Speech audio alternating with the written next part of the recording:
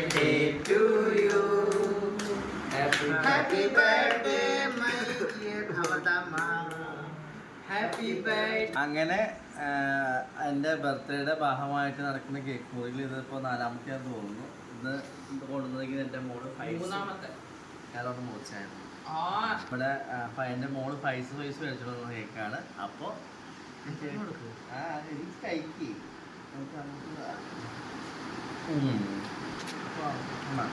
ചെറിയ കറി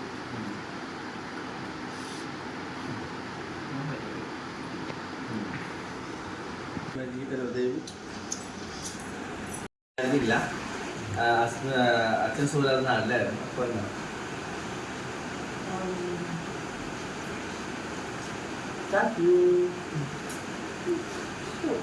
അതെന്തോ നാളെ